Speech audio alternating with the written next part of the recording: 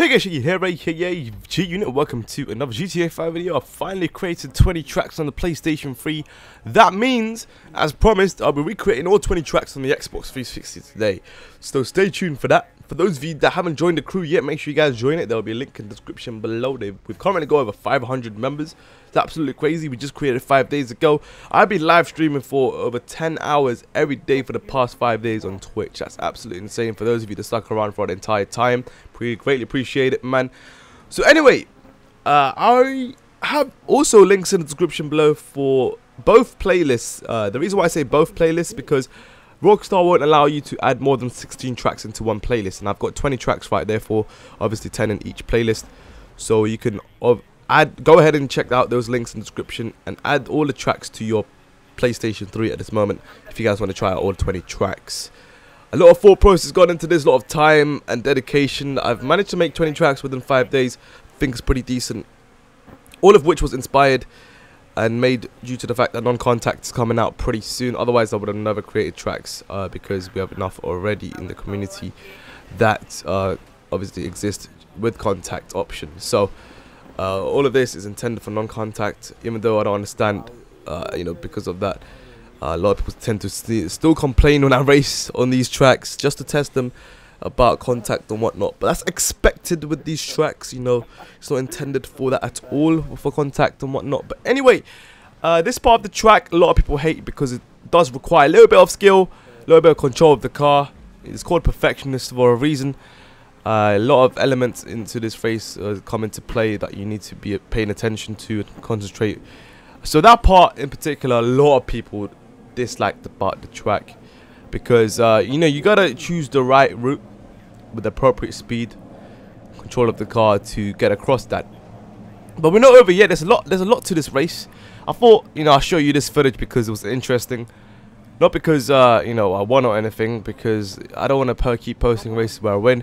I want to post races where it's intense, where things get a little bit interesting, a lot of events which occur during a race. Because there's a lot of back and forth action in these races that I make, and it just makes it a little bit more interesting. This particular section, I don't know what made me think of this, but I might as well just go for it, and I went with it, and it was pretty. I mean, it worked out pretty well. This little jump here going across to the checkpoint, and going into the parking lot, going back and forth with the turns, and whoever can get the right line can obviously overtake, and that's exactly what I did against this person at the front.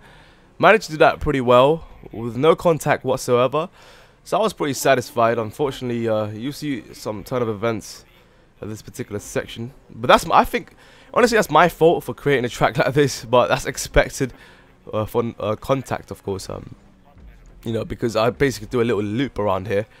But anyway, because I've made 20 tracks now, I'm pretty much going to be done for a while, so I can go back to sort of the regular uploads, chat roulette and GTA and stuff, because I focused a lot on creating tracks over the week.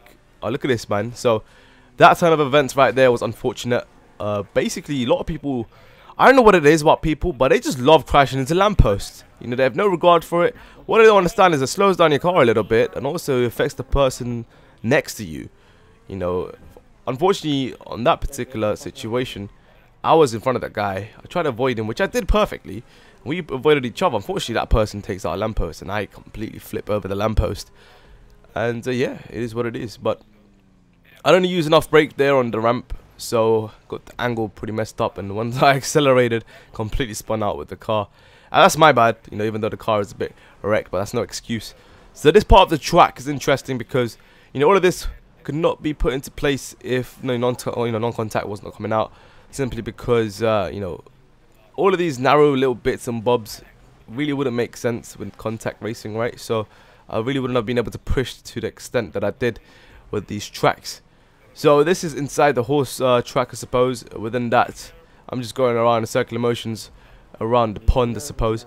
But this is all part of controlling the car yet again. And this particular section, we're going back and forth. So this is another area where you can collide with another car coming through. But yet again, makes it interesting, but not intended for that situation to occur. Especially, as I've said many times, the reasons why I create these tracks. But anyway, another tight gap's coming up here. We're approaching the end of the race. I'm currently second place, unfortunately, taking out obviously earlier. But I was able to catch up to this dude. as I try to keep composed as much as possible. So we're coming up to another section where I try to use it to the best as I could when creating this particular section with the checkpoints. Unfortunately, I failed again miserably. Some poor executions of these turns in this particular race. So you can see here, little bit of bumps here and there, but now it should be pretty much a nice little straight coming up. You know, just a little breather, I suppose, because way too much turning can get a bit annoying, I suppose. But it also makes everything interesting. It's to keep your concentration going as well. Here's the thing I don't understand about people, man. They tend to complain about a lot of the twists and turns involved in these tracks and racing in general for GTA. A lot of people are so used to just racing straight roads, and I don't know, those tracks are pretty boring for me. What makes racing interesting and tense is these turns, because it's just to see who can take these corners really quickly without spinning out. And also, you know, a lot of people tend to complain about the realism of the game and racing. A lot of people criticize, you know, this is not proper racing because it's easy, but yet I see people making silly mistakes. It's just funny. A lot of people, I mean, nowadays you see racing games, the companies focus too much on realism that it sort of ruins the whole fun factor. The reason why this game is so enjoyable in racing is because it's not real, it's not realistic, right? It's fast paced, and you know, the physics aren't that great, and it's just one of those things you can just enjoy and still do well. You know, if you are good at driving, you will do well in this game. If you're not, then you will be horrible, because I've seen people crash on a straight road. That's what I'm saying, man. So anyway, hopefully you guys enjoyed the video. This is Perfectionist. It's quite a long sprint race, but it's enjoyable. So yeah, let me know what you guys thought of it. Give me a feedback in the comment section if you tried it. Leave a like if you enjoyed the video. I'll see you guys soon. Good night, peace. Yeah! Be sure to follow my live stream, guys, if you want to check out more GTA 5 content as I play, because I record and live stream at the same time. And also, check out the previous video. I posted a track called Departure, based around the airport. I'm sure you guys will enjoy that. Click the annotation on the screen, it will take you straight to the video. And enjoy.